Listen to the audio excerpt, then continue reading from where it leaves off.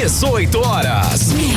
Notícias de Manaus, Amazonas, Brasil e do mundo. Agora na Mix. 6 horas 2 minutos em Manaus. Boa noite pra você em 100,7. Começando mais uma edição do 18 horas. Alô, Karine. Olá, Carlão. Boa noite. Muito boa noite pra você também, sintonizado aqui em 100,7. Estamos juntos a partir de agora até às 7 da noite aqui no 18 horas. Mix. Participe conosco no 18 horas. 994887592 é o telefone para você, né, estar com a gente até às 7 horas da noite, dando a sua opinião, não é isso, Karine? Muito importante, né, Carlão? A gente quer saber o que você pensa. Muito. Lembrando que tá valendo também a sua participação para você que nos acompanha ao vivo pelo YouTube. Mix. Começando 18 horas de hoje com os destaques do dia. Segundo incêndio de embarcação no Amazonas deixa 3 mortos. Autoridades e órgãos de fiscalização falam sobre os 2 incêndios de embarcações dos últimos dias aqui no Amazonas. Aumentou o índice de inadimplência da população adulta no Amazonas. Verão amazônico no mês de julho choveu menos da metade do que era previsto. 6 horas e 3 minutos, mais uma vez boa noite para você em 100,7 na sintonia certa, no melhor Mix do Brasil. Estamos juntos mais uma vez, começando 18 horas com os destaques desta terça-feira, 30 de julho de 2024. 18 horas. Começamos o programa com uma notícia de mais um incêndio num barco aqui na região. O acidente foi no fim da tarde da segunda-feira, ontem, perto do município de Uarini, Karine. Carlão, essa tragédia deixou 3 mortos. Eles chegaram a ser resgatados com vida, encaminhados para a unidade de saúde lá do município de Uarini, só que não resistiram aos ferimentos. E quem está acompanhando mais esse assunto é a repórter Nathalie Moraes e conversa ao vivo aqui com a gente. Nathalie, essas 2 embarcações, elas, né, a gente fica, 2 incêndios, assim, nos últimos 3 dias, na sequência, exato, e com mortes. Agora, a pergunta que a gente quer saber a respeito da segurança, essas embarcações tinham autorização para navegar? A gente já tem essa informação? Muito boa noite para você, Karime, boa noite, Carlão, boa noite, ouvintes do programa 18 horas. Então, Karime, como você disse, né, são 2 incêndios de grandes proporções em grandes embarcações que deixaram a capital amazonense com destino aos municípios do interior aqui do nosso estado, num intervalo muito pequeno, né? A gente está falando de 2 dias entre um incêndio e outro, e aí toda essa situação chama a atenção para fiscalização. Será, né, que existe realmente uma fiscalização nessas embarcações? A gente está falando, né?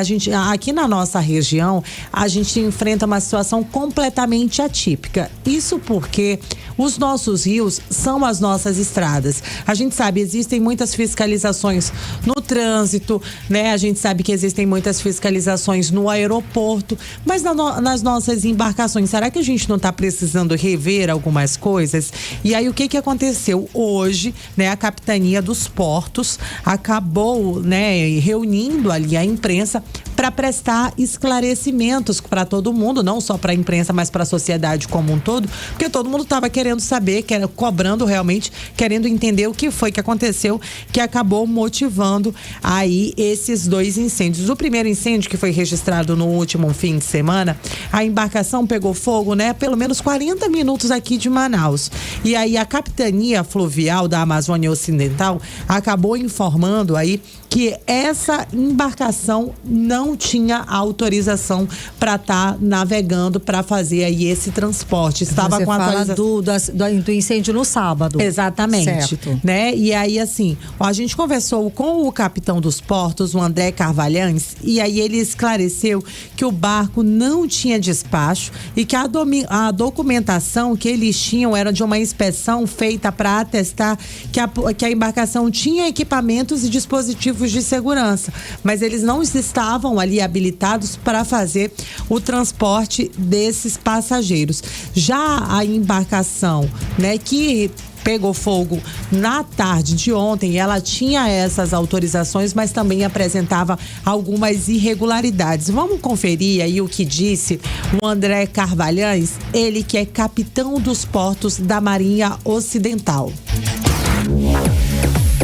Essa primeira embarcação, ela não apresentou as certificações revalidadas, então a gente não tem ainda a informação de que ela esteja ok, então por isso ela não teve o despacho, ela não teve autorização para navegar, ela saiu sem algo que as embarcações precisam fazer, que é pedir o despacho da capitania. Já não foi o caso da segunda, que tinha o seu despacho, tinha as certificações e as inspeções atualizadas, e a gente não sabe dizer ainda por que isso aconteceu. Nesse segundo caso, o incêndio foi detectado, ele foi observado por uma embarcação do Exército Brasileiro. Atualmente a gente tem 183 pessoas dessa segunda embarcação que foram resgatadas e 3 óbitos, 2 mulheres adultas e uma criancinha. 18 horas. Karime, Carlão, né? A gente ouviu aí a fala do capitão dos portos da Marinha Ocidental, o André Carvalhães. E aí vale a gente destacar que, por exemplo, essa embarcação que pegou fogo no fim da tarde desta segunda-feira, durante a última vistoria feita em setembro do ano passado, foi identificada algumas pendências. Inclusive, o proprietário dessa embarcação, ele tinha até o mês de abril para acabar regularizando toda essa situação. Caramba. O que não aconteceu. Só que o que acontece, né? Aqui no Brasil é aquela coisa do famoso jeitinho brasileiro, a gente acha que nunca vai acontecer, mas acaba acontecendo. E aí o que aconteceu, né? No fim da tarde dessa segunda-feira, essa tragédia e essa embarcação acabou pegando fogo. 3 mortes foram confirmadas no barco M. Monteiro, que pegou fogo na zona rural do município de Uarini. Segundo um levantamento aí divulgado pela Marinha do Brasil, 9 pessoas seguem desaparecidas e 16 hospitalizadas sem risco de morte. Pelo menos 183 pessoas foram resgatadas. Essa embarcação, Karime, também saiu aqui da nossa capital, saiu do Porto do Rodway, aqui no centro de Manaus, no último fim de semana. Saiu de Manaus no último sábado, com destino ao município de Tabatinga, né? E aí, assim, esse translado entre o local do acidente até o município de Uarini dura cerca de 2 horas de viagem. Então, por isso, essa dificuldade em atualizar as informações, a gente sabe, né, Karime? No interior do Amazonas, a internet é difícil, a logística para fazer o resgate dessas pessoas. Mas agora há pouco, no finzinho da tarde, a Marinha até divulgou algumas imagens de como estava a embarcação, das buscas e todo o trabalho que continua sendo feito ali no local. Vale a gente reforçar, né, Karime e Carlão, que esse foi o segundo incêndio com mortes em embarcações que navegam no interior aqui do Amazonas, um intervalo muito pequeno nos últimos dias, né? E aí, o que acontece? Essas vítimas que já receberam alta, a gente está falando do incêndio que aconteceu no fim da tarde desta segunda-feira. Elas foram encaminhadas para as escolas do município de Uarini, onde elas vêm recebendo aí os suportes das autoridades. Foram confirmadas até o momento 3 mortes, entre elas, né, são 3 pessoas, entre elas uma criança e 2 mulheres. Uma das vítimas, até o momento, não foi identificada, né? As 3 vítimas, como disse a Karime, né, foram resgatadas ainda com vida, mas elas faleceram em um hospital do município de Uarini. De acordo com a Defesa Civil, as equipes, né, seguem nos barcos fazendo todo o trabalho de verificação e se ainda existem mais vítimas com vida. É difícil, né, Karime? É uma situação bastante preocupante. Muito preocupante. Mas as nossas autoridades montaram uma força-tarefa. Exatamente, porque olha só, 2 incêndios, né, Carlão, de grandes proporções aí em barcos. Com mortes e desaparecidos, né, Karime? No intervalo de 2 dias. Realmente é muito preocupante. É uma situação que alerta, né? Com certeza aí as autoridades, todo mundo tem que buscar aí informações e o que está acontecendo, né, Karime? Pois é, Carlão. Daí a gente sabe que, por exemplo, o Corpo de Bombeiros estava trabalhando nas buscas das vítimas do barco que incendiou no Rio Negro. Daí tiveram que se deslocar rapidamente novas equipes para as buscas lá para o Rio Solimões. Além dos bombeiros, outros órgãos também foram mobilizados. Vamos acompanhar agora esse assunto com a repórter Odiné Araújo. Ao que parece, acontece? O transporte aquaviário no Amazonas está vivendo uma maré de azar. No intervalo de 2 dias, 2 barcos de passageiros pegaram fogo, deixaram muitos feridos, mortos e desaparecidos. Primeiro foi o barco Comandante Souza III, que pegou fogo na madrugada de sábado, nas proximidades do arquipélago de Anavilhanas, no Rio Negro. O barco tinha saído de Manaus para Santa Isabel do Rio Negro.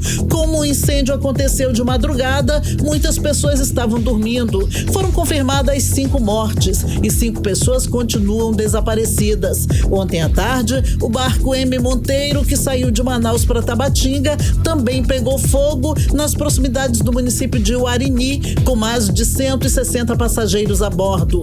Informações da Secretaria de Saúde do Estado dão conta de que 168 vítimas foram atendidas nos hospitais de Uarini e Tefé. Segundo a Marinha do Brasil, tripulantes ficaram feridos, mas até o fechamento da reportagem ainda não havia informações oficiais.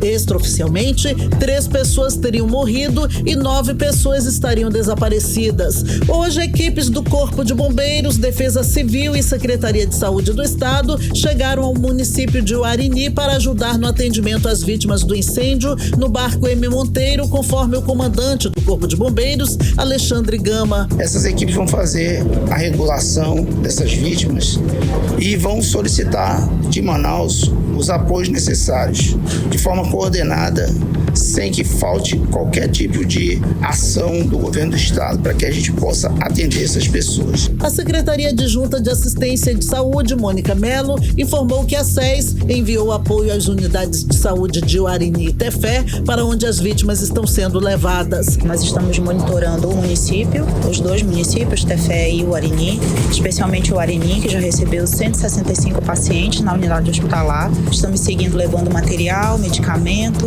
para o atendimento de possíveis queimados e para o atendimento às necessidades de saúde da população que ali está aguardando, né? Para ser resgatada ou para ser transferida para outro município. A equipe dos bombeiros conta com mergulhadores e especialistas em atendimento pré-hospitalar para auxiliar no atendimento de feridos e atuar nas buscas por desaparecidos. O governo informou que também determinou que UTIs aéreas estejam prontas para o caso de necessidade de trazerem para a capital os pacientes que tenham condições e precisem de transferência. Em nota, o Exército Brasileiro informou que os primeiros socorros foram prestados por uma tripulação do Comando Militar da Amazônia, que estava em deslocamento no Rio no momento do acidente e avistou a embarcação em chamas. Odinei Araújo para o 18 horas. Você está ouvindo 18 horas.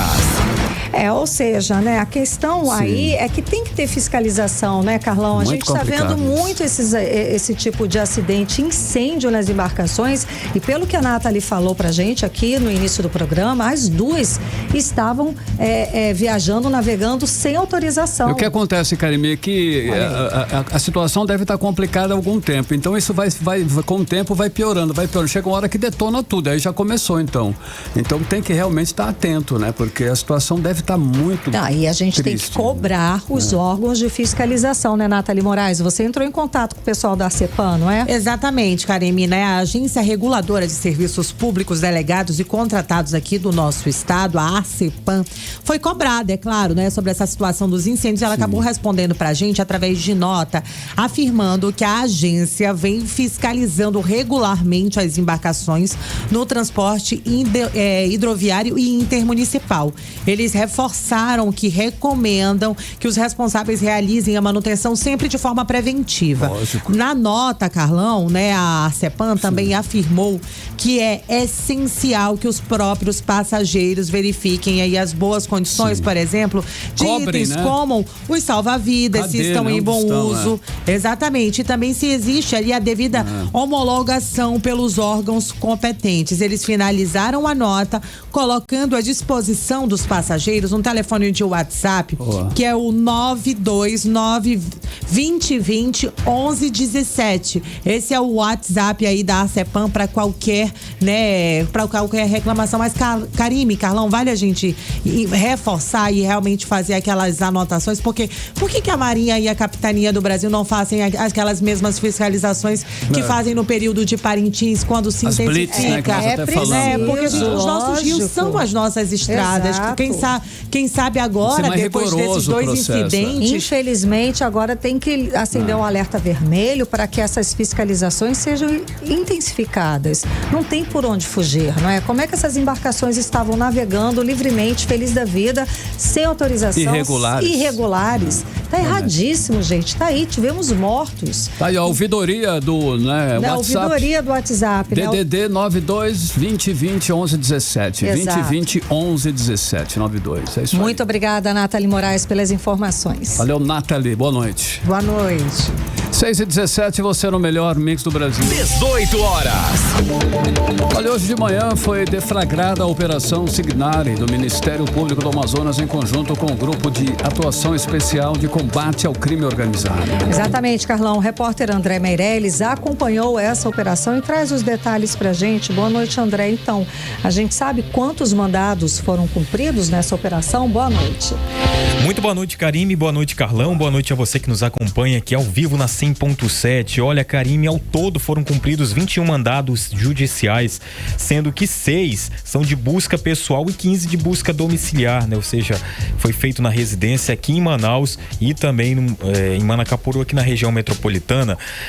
O que aconteceu? As medidas elas foram determinadas pela Justiça em Manacapuru a pedido do Grupo de Atuação Especial de Combate ao Crime Organizado, que é o GAECO, isso para ajudar na investigação que apura falsidades em procurações advocatícias, né? Apropriações indébitas de valores decorrentes de alvarás judiciais e outros delitos aí cometidos por esses advogados que estavam fazendo isso contra pessoas em situação de vulnerabilidade, como idosos, analfabetos ou pessoas que têm pouco conhecimento aí, ou pouca instrução, né? Os advogados, eles tiveram os bens bloqueados durante essa operação do Ministério Público aqui do Amazonas, que aconteceu hoje e que investiga aí a prática desses crimes no exercício da advocacia. A gente vai agora acompanhar a fala do coordenador do Centro de Apoio Operacional de Inteligência, Investigação e de Combate ao Crime Organizado, que é o CAUCRIMO, e do GAECO, que é o promotor de justiça Igor Starling, né, que vai falar agora um pouco sobre essa operação e que também esses advogados que são alvo dessa operação aí não são todos, né? Não se deve então generalizar. Vamos acompanhar a fala dele.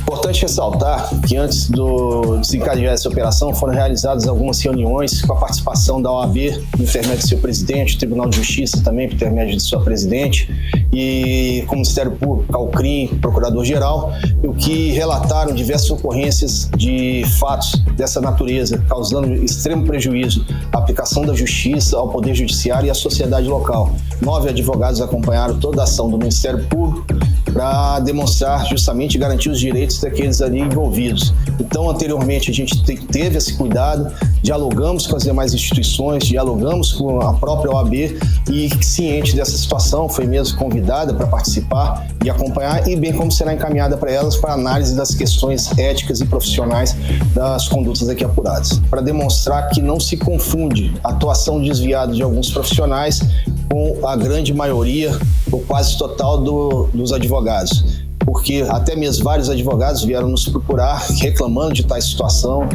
nos denunciando e questionando acerca da atuação do Estado em desfavor desses que estão atuando de forma equivocada, em desfavor de clientes ali que poderiam ter devida assistência do seu advogado de confiança. 18 horas. Tá, então a gente conferiu a fala do Igor Starling, que é o promotor de justiça e coordenador do Grupo GAECO. Inclusive, a gente também tem a fala do promotor de justiça Daniel Amazonas, promotor lá de Manacapuru, que faz agora o alerta para a contratação de profissionais de confiança. Ele faz esse alerta aí, não só na área da advocacia. Vamos conferir. Bastante importante nessa hora aconselhar toda a população do município de Manacapuru e todos aqueles que nos ouvem agora, que no momento de buscar um profissional, busque um profissional da sua confiança, busque um profissional de pessoas que você já conheça, que já tenham trabalhado com esse profissional, busque órgãos como a Polícia Civil, como o Ministério Público, como o próprio Poder Judiciário, na busca de profissionais competentes, seja eles advogados, seja ele médico, seja engenheiros, para que você não seja lesado no seu direito, como é o caso do qual supostamente esses envolvidos na operação poderão vir mais para frente serem acusados da prática desses atos. 18 horas. Tá, então, Karime, Carlão e ouvintes, a gente conferiu a fala do promotor de justiça de Manacapuru, Daniel Alves, Amazonas, perdão, e está falando aí sobre essas investigações, né, que inclusive o Ministério Público divulgou que vão continuar aí um prosseguimento com a análise do material apreendido, e será essa etapa que vai contar com a participação da Comissão de Prerrogativas da OAB, né, que é o propósito de buscar o ressarcimento às vítimas, que para poder acolher o pedido da GAECO, né, e através dessa determinação judicial pedir o bloqueio e indisponibilidade de bens e valores, além de comunicação à Ordem dos Advogados do Brasil, né, desses que são alvos dessa operação, Karime, Carlão. André Meirelles, obrigada pelas informações. Boa noite. Boa noite. Agora, 6 horas e 23 minutos, você no melhor mix do Brasil. 8 horas. Vamos aos bastidores da política local, Carlão. Vamos conversar com Cíntia Blink. Cíntia, muito boa noite, Cíntia. Já temos aí algum nome revelado do vice? Roberto Cidade convocou uma coletiva para a imprensa agora à tarde, não é? Você conta pra gente. Já temos aí o vice? Boa noite, Karime. Boa noite, Carlão e todo mundo que está com a gente na 100.7. Nesse instante, Cidade sobe ali no palanque que ele monta e ele começa a falar. Ao lado dele tem a deputada Joana Dark. Nós temos também muitos apoiadores dele. Ele está dizendo que vai falar quem é o vice. É o Coronel Menezes. E não tá no palco. Coronel Menezes, vice do candidato Roberto Cidade. Acaba de ser. Apareceu ao lado de Roberto Cidade. Não acredito. Olha aí. E é Coronel Menezes. Ao lado dele tem um grande grupo de apoiadores. Vamos lembrar que nesse momento ele anuncia, agora são 8 horas e o que, Carlão? Belo vice, 24 minutos. 6h24. Sendo que 19 horas a gente sabe que a MON já estava marcada há tempos, né? Sim. Para fazer a convenção dele. Então o Roberto vem tirando um pouco o brilho aí do dia do Amon, digamos assim. Sim. Que era bem esperado, e ele marcou essa coletiva de maneira surpresa, chamou a imprensa a horas aqui e marcou para 17h30.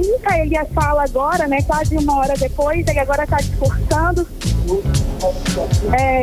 Belo vice. Ao lado dele tem Iomara Lins, que é a vereadora e tia de Comandel, mas ela é do partido ligado ali à cidade. Aqui a imprensa está em peso. E depois essa galera tem que correr lá para a convenção do Amor, incluindo a mim, viu? Sim. Claro que tá marcado para as 7 da noite, né? Daí a gente só vai ter esses detalhes. Vamos ter esses detalhes, então, só amanhã, né, Blink? Com mais calma, falando com você. É isso, o dele só começa às 19, mas se eu tiver informação antes, volto aqui antes para contar tudo. Governador Wilson Lima tá aí? Não está aqui presente. Ele estava no evento, mas eu não vejo ele no palanque. Roberto Cidade está falando agora, agradecendo ao Cidade pela confiança que ele teve de chamar, né, o Menezes. Lembrando que Menezes vem para esse vice, mas tem aquele apoio de Bolsonaro, porque Bolsonaro hoje caminha com Alberto Neto. Certo. Beleza, Cíntia. Bom, e o Davi, Cíntia, conseguiu derrubar um vídeo de Roberto Cidade contra ele? Como é que tá essa situação?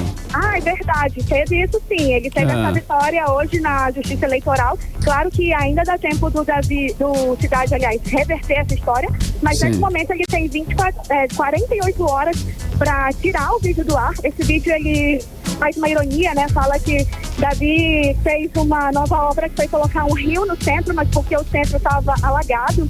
E ele também fala sobre o Davi ser pintor e tudo mais. O problema não é ele falar essas coisas. O problema é que ele impulsionou o vídeo. O que é isso? É quando ele paga para que esse vídeo seja visto por mais pessoas. E aí, o juiz eleitoral Jean dos Santos falou que ele tem 48 horas para retirar o vídeo do ar. Tá certo, Blink, obrigada. Então, parece então que o nome de Carol Braz voltou a circular nas redes sociais, Blink? Porque lembra de toda aquela história de Omar Aziz e Davi Almeida que a gente vem falando? Sim. O que acontece? Omar está desembarcando dessa parceria com o Davi Almeida nessa eleição, porque ele não conseguiu indicar esse vice, né? Não conseguiu formalizar essa aliança. Então, o nome de Carol Braz surge nas redes sociais porque o Davi não perde só o Omar, ele perde o outro senador também, que é o Eduardo Braga. E Eduardo Braga tem junto a ele Carol Braz. E daí vem a possibilidade dela vir como prefeita. Até então ela anuncia a candidatura de vereadora. Fui conversar com Carol Braz sobre isso e ela falou que está à disposição do senador. A missão que ele passar, ela vai cumprir. Ou seja, ela não disse não vou ser. Existe de fato uma possibilidade aí. Certo. Então o Davi vai caminhar sozinho, você acha, Blink? Pois é, né? O que acontece? A convenção do PSD de Omar Aziz estava marcada para o mesmo dia da convenção de Davi Almeida. Só que Davi, o Omar, aliás, remarcou para o dia 5. Sim. E há uma conversa, né, de que eles não estão conseguindo chegar a um acordo. Então, sim, o PSD desembarca da campanha de Davi Almeida e certamente vai abraçar a campanha aí de Marcelo Ramos, da Federação do PT, PCdoB, PV. Tá ótimo, então. Muito obrigada pelas informações, Blink. Valeu, qualquer Blink. Novidade, liga pra gente. Boa noite, bom trabalho. Vou tentar fazer uma perguntinha pra cidade e conto pra vocês tudo. Tá ótimo. Beleza. Obrigada. Tchau, tchau. Obrigada. Tchau. Tá aí, né? Coronel Menezes, vice, né? Do Roberto Cidade, novidade. Daqui a pouquinho o Momandel também revela o vice que vai concorrer com ele. 6h29, você no melhor mix do Brasil. 18 horas. Olha, escuta essa, uma pesquisa do mapa da inadimplência e renegociação de dívidas da Serasa mostra que o Amazonas teve aumento na inadimplência em junho. O resultado vai na contramão da média nacional, hein, Karine? E o índice dessa inadimplência da população adulta aqui no Amazonas subiu de 51,54% em maio para 51,65% em junho, como explica o repórter André Meirelles. Enquanto no país, os números de inadimplentes caíram no mapa da inadimplência e negociação de dívidas do Serasa no mês de junho, em que apresentou 72 milhões e meio de inadimplentes, uma redução de 0,5% de maio para junho. No Amazonas, houve um aumento de 0,3% no mesmo período. Segundo o Serasa, em maio deste ano, o estado contabilizou 1.543.741 devedores. Já em junho, esse número saltou para 1.549.693 de inadimplentes. O mapa aponta ainda que a média dos valores das dívidas dos amazonenses é de R$ 4.662,06 e no varejo lidera com o maior percentual de dívidas no estado, sendo um total de 27,41%. Em seguida, aparece bancos e cartões com 26,39%, financeiras com 14,50% e as contas de água, luz e gás com 13,20%. A Serasa aponta ainda que as mais inadimplentes são as mulheres. Elas fazem parte de 51,2% contra 48,8% dos homens endividados.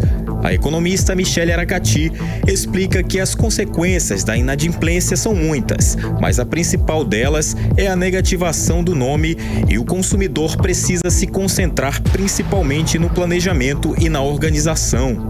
O consumidor que sai da inadimplência, ele precisa se concentrar principalmente no planejamento e na organização para que ele não volte ao processo de inadimplência.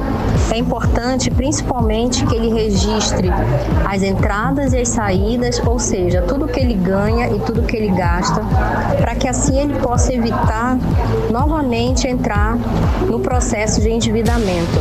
Michele Aracati destaca ainda que um planejamento familiar ajuda no processo de inadimplência.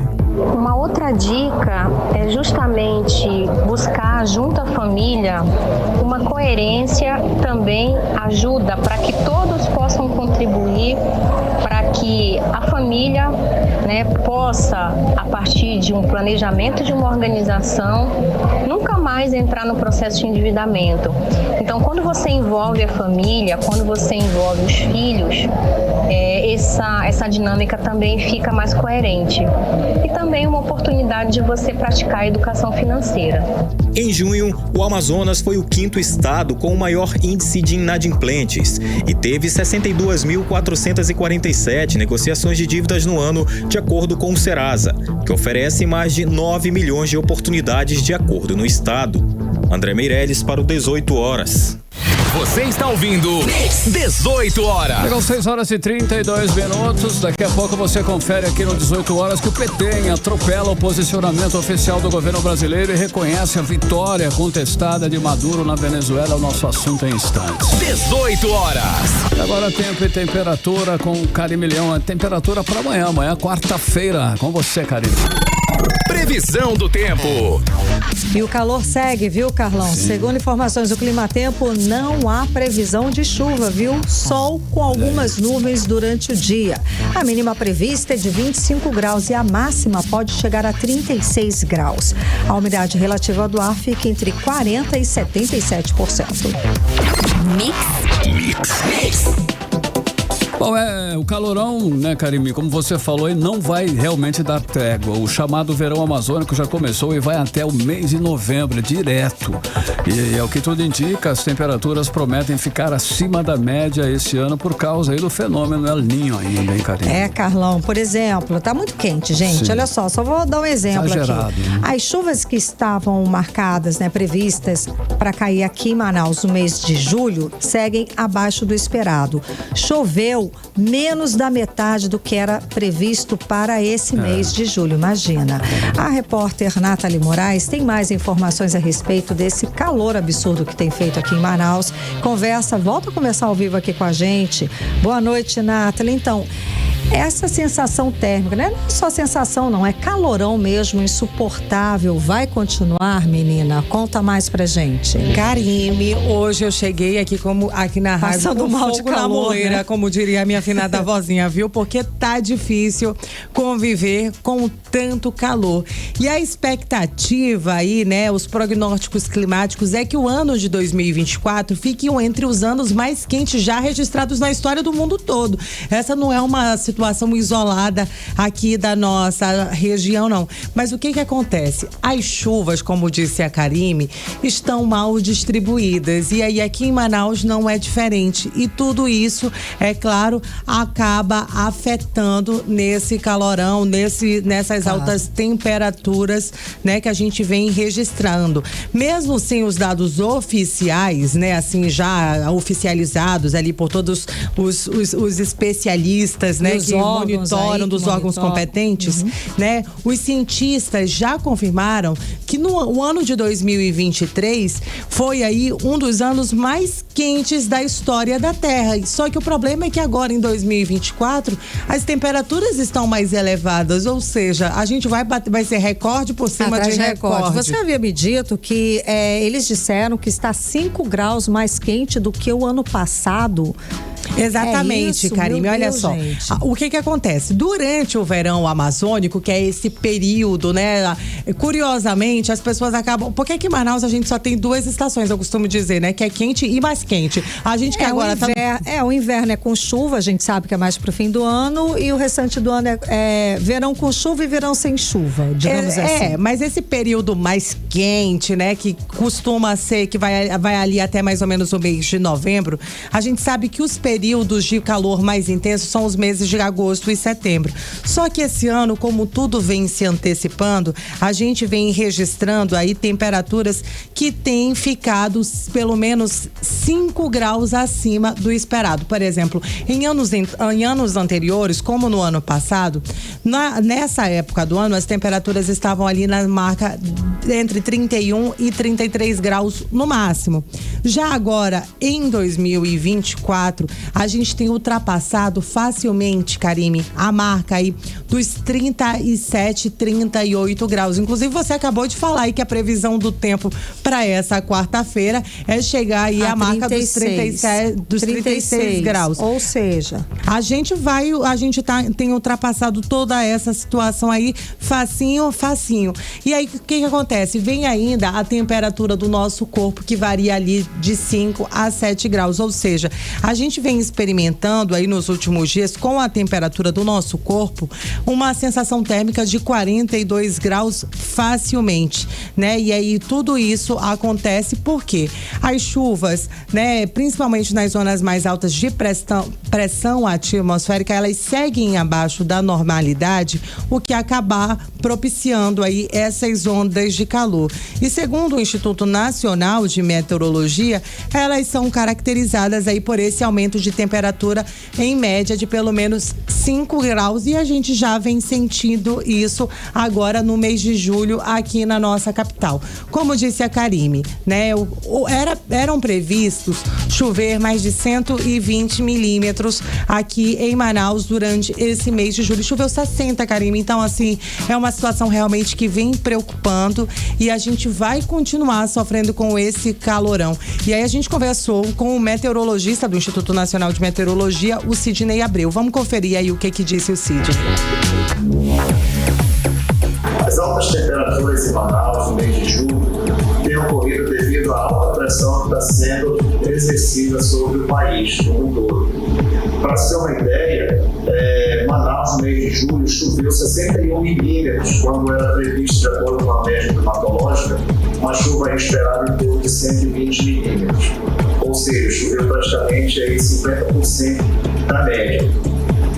E a chuva, ela é um mecanismo bem eficiente de resfriamento na região equatorial. Então, quando ela não ocorre com frequência, e aí a gente tem essas altas temperaturas acontecendo, a gente tem esse desconforto maior, essa sensação térmica mais elevada, né, que está sendo observada durante o mês de julho. 18 horas.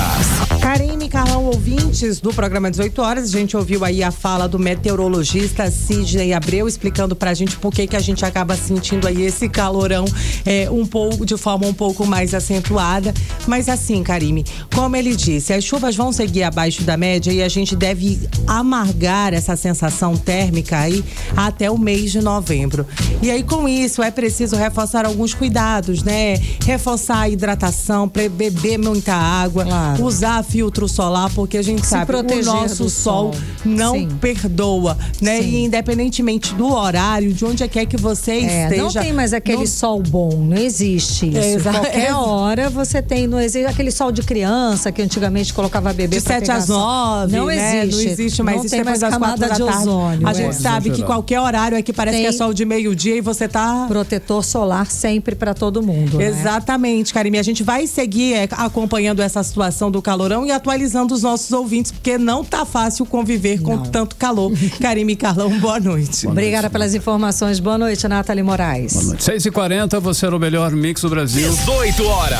Olha, seguindo, né, falando sobre saúde, que é um assunto importante, tem um dado interessante aqui. Um aplicativo ajuda a identificar casos suspeitos de câncer bucal no Amazonas, Karine. Exato, Carlão. A tecnologia entra aí para reforçar, claro, a campanha contra a doença, porque, segundo a estimativa do Instituto Nacional de Câncer, o Amazonas deve contabilizar 140 novos casos só esse ano.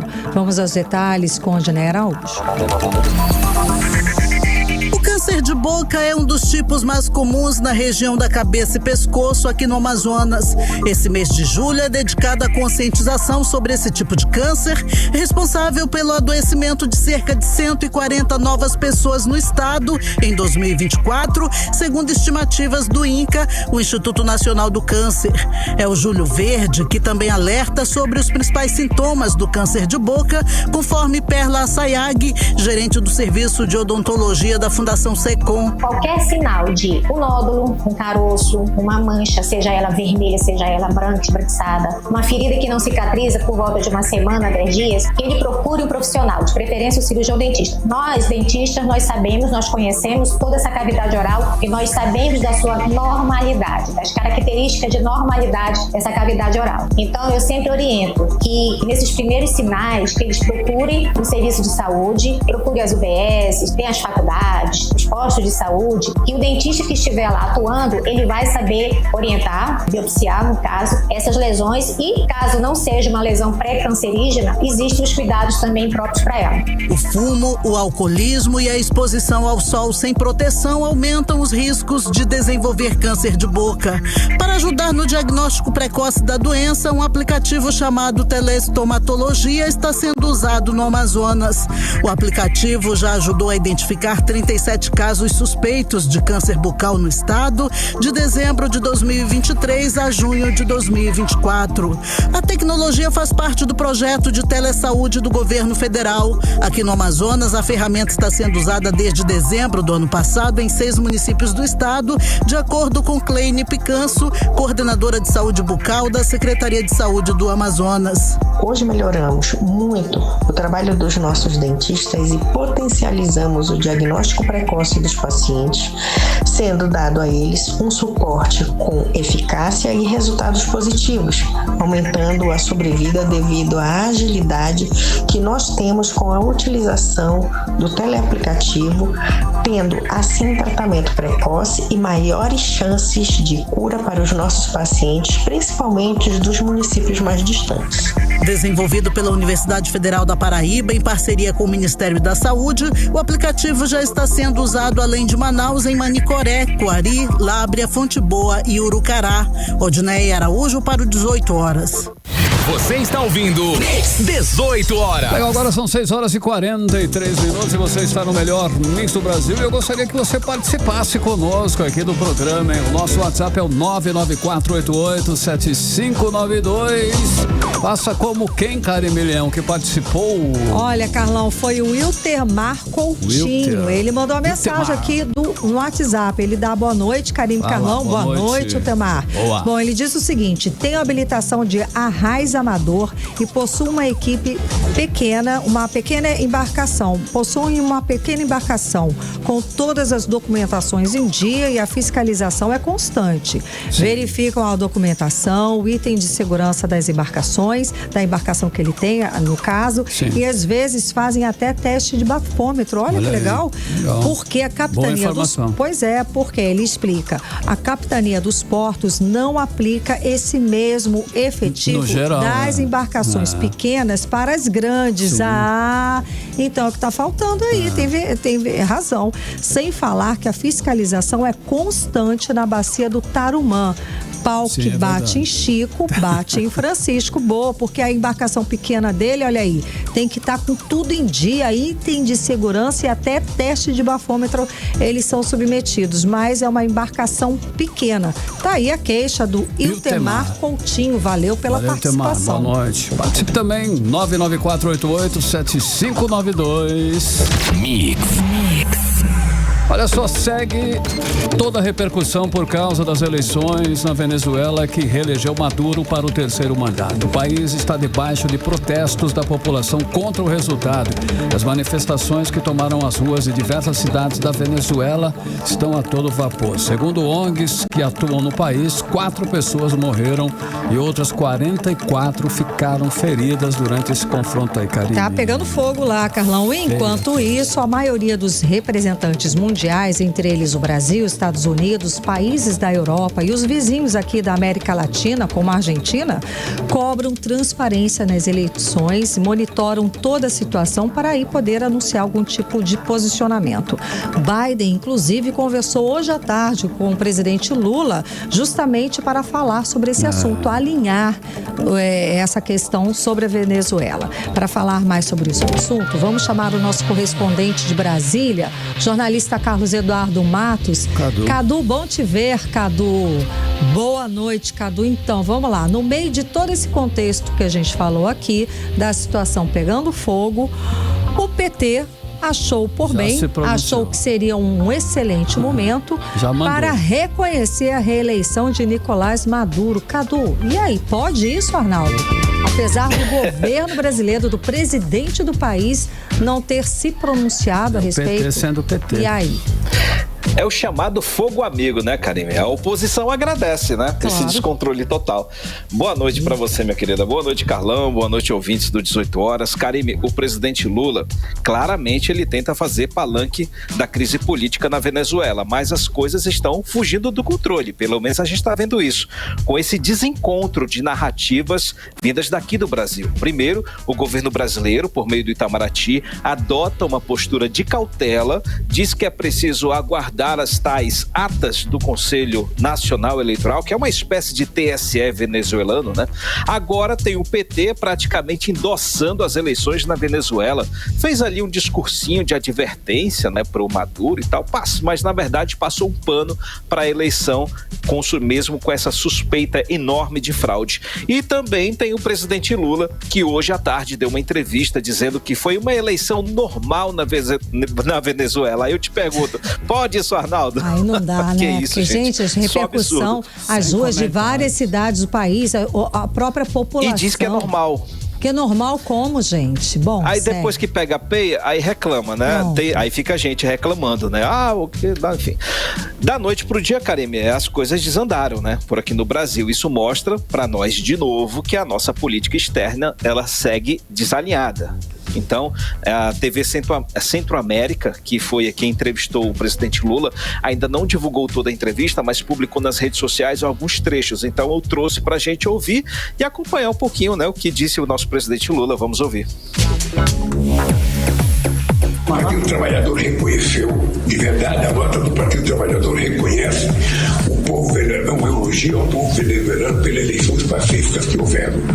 E, ao mesmo tempo, ele reconhece que o colégio eleitoral, o Tribunal Eleitoral, já reconheceu o Maduro como vitorioso. Mas a oposição ainda não. Então tem um processo. Não tem nada de grave, não tem nada assustador. Veja a imprensa brasileira tratando como se fosse a Terceira Guerra Mundial.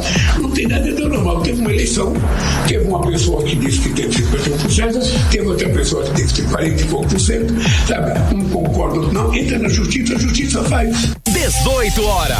Bom, a gente acompanhou um trecho da entrevista do presidente Lula a respeito das eleições, segundo ele, pacíficas na Venezuela. Mas, Cadu, no meio disso tudo, o Itamaraty lançou um comunicado que pediu que os brasileiros residentes ou em trânsito ou com viagens marcadas para a Venezuela mantenham-se informados sobre a situação de segurança nas áreas onde se encontram e que evitem aglomeração. Tá aqui as aspas. A Embaixada do Brasil em Caracas permanece atenta à situação das cidadãs e dos cidadãos brasileiros no país e disponibiliza inclusive os números, né, em caso de emergência. Ainda de acordo com o alerta, o Itamaraty enviou um alerta para os brasileiros que estão na Venezuela ou que pretendem viajar na Venezuela. E isso é absolutamente normal. Quer dizer, pro Itamaraty não está normal. Não está normal. A única coisa que está normal é na cabeça do Lula e pro pessoal do PT, gente. Isso não existe. Ele está minimizando a crise. Na cabeça dele. É o que ele está fazendo. Ele terceiriza a culpa para a imprensa, né? Que tá. É a gente que é doido. A gente que tá ficando maluco, é verdade. Karime, eu também trouxe um outro trechinho que foi divulgado para TV Centro-América que coliga com essa fala dele. Vamos ouvir também. Como é que vai resolver essa briga? Apresentar a ata. Se a ata tiver dúvida entre a oposição e a situação, a oposição entra com recurso. Sabe? E vai esperar na justiça tomar o processo. E aí vai ter uma decisão que a gente tem que acatar. Eu estou convencido que é um processo normal, tranquilo. O que precisa é que as pessoas que não concordam tenham o direito de se expressar, tenham o direito de provar que não concorda e o governo tem o direito de provar que está certo. 18 horas. E mais uma vez a gente acompanhou o trecho da entrevista do presidente Lula e ele reforçando que é tudo normal, absolutamente tranquilo e pacífico. Pelo menos 4 pessoas mortas. Segue daí, Cadu. Não tem condição. Pois é, ele usa um fundamento, né, da democracia. Quem perdeu sai ou contesta e tal, mas não é o que está acontecendo. Na verdade, o povo venezuelano está querendo mudança. Ele quer o fim do chavismo, quer o fim dessa ditadura. Não era nem para ser candidato, na verdade, ele. Mas aí ele é o dono dono do jogo, o dono da bola. Ele é o dono da bola, né? Ele é o dono da bola. Pois é. Ô, Karime, a história conta pra gente que o presidente Lula, ele foi o principal fiador do chavismo, que levou boa parte da população venezuelana pra miséria, né? O Lula e o Celso Amorim, que ontem esteve lá conversando com o presidente Maduro, tete a tete, pedindo pra ele apresentar as atas eleitorais, né? Que mostram ali o resultado mesa por mesa, mas aí o Maduro deu um balão no Amorim, prometendo que em breve vai apresentar as atas. Será que ele vai mesmo? Claro que não, né? Se o Brasil continuar de mãos dadas com este Maduro, vai se afogar junto com ele e Lula vai se atrapalhar de novo em sua tentativa de ser personalidade mundial. Já não basta que ele aprendeu o que ele deveria ter aprendido no ano passado, né? E a gente está vendo os Estados Unidos intensificar as sanções contra a Venezuela nesse cenário todo. Já existem Os Estados Unidos estão usando o Brasil, né, como intermediador. Por que os Estados Unidos não assumem a frente dessa briga? Tentando, né? colocando o Brasil ou não, ele conversou com Lula e de qualquer forma eles já avisaram que isso se não ficar muito claro, eles vão aumentar as sanções. Eles estão realmente querendo felizes a vida a Venezuela virar uma Cuba piorada. Mas vamos lá, vamos seguir, vamos acompanhar os próximos capítulos. Cadu, vamos lá, mudando de assunto, já falamos aqui que o governo federal vai bloquear aí 15 bilhões de reais do orçamento desse ano. As emendas, inclusive as emendas parlamentares, também vão sofrer cortes agora. Quem não gostou, é claro, foram os deputados e os senadores, ou seja, depois do recesso teremos aí discussões acaloradas no Congresso Nacional. Promete, né, Cadu? Não tenha dúvida, Carlão, esquece reforma tributária, esquece desoneração da folha, esquece PEC do Banco Central. O papo vai ser grana, meu amigo. As emendas parlamentares vão entrar na fila de corte, isso aí é inevitável, dentro desse bloqueio que você falou aí, de 15 bilhões anunciado há 2 semanas atrás pelo governo Lula, já para o orçamento desse ano, né, das despesas obrigatórias. A gente sabe que os deputados e senadores receberam uma baba, né, principalmente emendas PIX. A gente falou sobre isso, por causa das eleições municipais. Mas você sabe, né, Carlão, os homens não dormem no ponto não, né? Então a estimativa, por enquanto, é de um bloqueio de até R$1 bilhão, Carlão e Karime. Os deputados receberam muito dinheiro, mas ainda tem um resto a pagar que é importante para fechar o ano. Por isso que o governo Lula já vem conversando com as lideranças políticas dos partidos para discutir um meio termo, porque a chiadeira vai ser grande e a hora não é boa também para brigar com o Congresso Nacional, ainda mais em tempos de eleição, nessa disputa entre as bases de Lula e as bases de Bolsonaro. Na verdade, Carlão, os parlamentares sabem que a situação é bem complicada. A despesa está maior que a arrecadação, as emendas parlamentares fazem parte desse descontrole orçamentário, então é preciso ceder um pouquinho, tá? Porque nessa hora, todo mundo é vidraça, não dá para tirar pedra em ninguém. Vai ter cortes em áreas essenciais como educação, saúde, mas principalmente vai ser anunciado, né, que o principal corte vai ser no PAC, o Programa de Aceleração e Crescimento, que foi retomado. O programa mal começou e já vai sofrer corte de gastos. Carlão e Karime. Eita. Cadu, muito obrigada, Cadu, pelas informações. Voltamos amanhã a conversar Cadu. Com você. Valeu, gente. Um abraço. Tchau. Agora 6h55, você no melhor Mix do Brasil. 18 horas. Esporte. O giro esportivo, Cid Soares na área e hoje, inclusive, tem jogo pela Copa do Brasil, Cid. Conta aí pra gente os detalhes, quem entra em campo, quem contra quem hoje, Cid. Boa noite. Boa noite. É evidente, né, que nós vamos ter Copa do Brasil continuando hoje. E hoje à noite tem São Paulo enfrentando Goiás em busca de classificação para a próxima fase em Copa do Brasil. Os times vão a campo no gramado do Morumbis daqui a pouco, às 7 da noite. Botafogo vai encarar o Bahia no gramado do Newton Santos, no Engenhão, a partir das 8h30 da noite. É o que nós temos para hoje na Copa do Brasil. E é resumido, porque a gente tem que falar de Olimpíadas, claro, né? Tem a dúvida. Ei, Cid Soares, hoje a gente conseguiu uma vitória inédita. A equipe de ginástica artística brasileira, gente, conquistou uma medalha inédita que há muito tempo a gente aguardava, foi a medalha por equipe. equipes. Ela ganhou o bronze, mas pra gente tem gostinho de ouro, né não? Eu não colocaria de forma melhor, você acertou na mosca. Rebeca Andrade, né, liderou o Brasil, a inédita medalha por equipes na ginástica artística das Olimpíadas, e com isso a ginasta de 25 anos chegou nesta terça-feira ao terceiro pódio nos Jogos Olímpicos. Com a medalha de bronze, as brasileiras receberão aí uma premiação, vale a pena citar isso, de 280 mil. Parabéns aí a toda essa turma de meninas maravilhosas. Agora teve um desgaste aí na história. Olha, a skatista Raíssa Leal, a fadinha, que conquistou a medalha de bronze ao terceiro lugar na competição de skate street, ela gerou uma polêmica no último domingo. A Raíssa teria quebrado um protocolo ao mandar uma mensagem na linguagem brasileira de sinais, Libras, né? Ela teria driblado a orientação do Ministério de Esportes da França, que pede que os atletas não façam manifestações religiosas ou façam uso de símbolos religiosos, com o intuito de garantir a laicidade do evento. Mas eu creio que é a forma que eles acharam de calar todas as religiões. Eu acho isso uma herda. A gente teve o nosso surfista que precisou tirar a imagem do Cristo Redentor. Só que o Cristo Redentor é uma das 7 maravilhas do mundo moderno, é um ponto turístico. É difícil discutir isso, sabe? É difícil. Mas enfim, olha, vamos lá. O mesatanista, né, o Hugo Calderano, ele fez uma boa partida hoje e avançou de fase no tênis de mesa e é um dos favoritos à medalha de ouro. Estou na torcida aqui.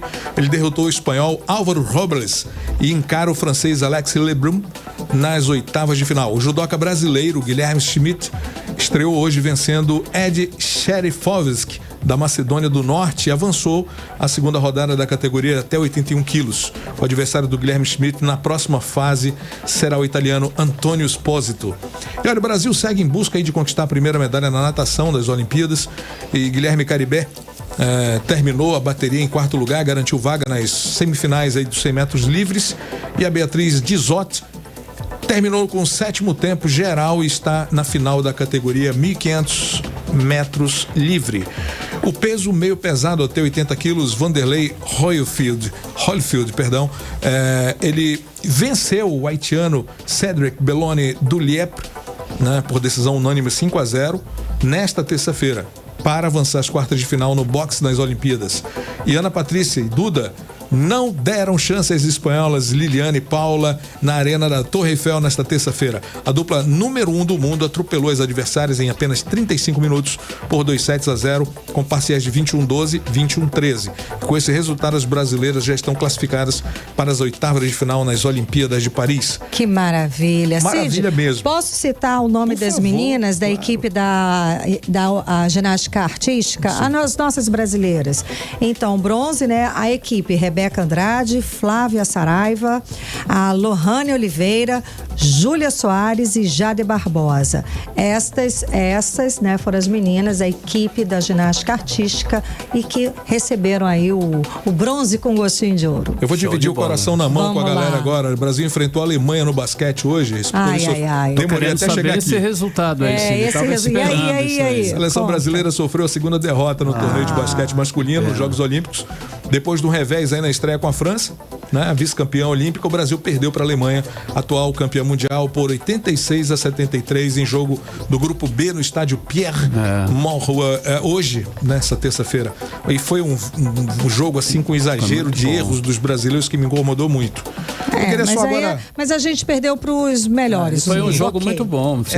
Ok. Mas teve bastante erro mesmo. Queria só passar agora aqui o quadro de medalhas. O Japão está com 7 de ouro, primeiro lugar, né? 2 de prata e 4 de bronze. China em segundo lugar com 6 de ouro, 6 de prata e 2 de bronze. Austrália em terceiro com 6 de ouro, 4 de prata e 1 de bronze. A França na quarta posição com 5 de ouro, 9 de prata e 4 de bronze. Coreia do Sul aparece na quinta posição com 5 de ouro, 3 de prata e 3 de bronze. E o Brasil está na 22ª posição, caiu bastante. Tem apenas 4 medalhas, sendo 1 de prata e 3 de bronze. Meninos, valeu. Até amanhã, Cid. Até amanhã. 18 horas. 7 em ponto. Seguimos direto para o Editorial 18 horas. Editorial 18 horas. 2 incidentes com mortes em barcos nos rios do Amazonas na mesma semana. 2 casos de incêndios de grandes proporções, que demonstram, no mínimo, que há graves problemas de segurança contra o fogo em embarcações navegando nos rios da região. As responsabilidades devem ser investigadas.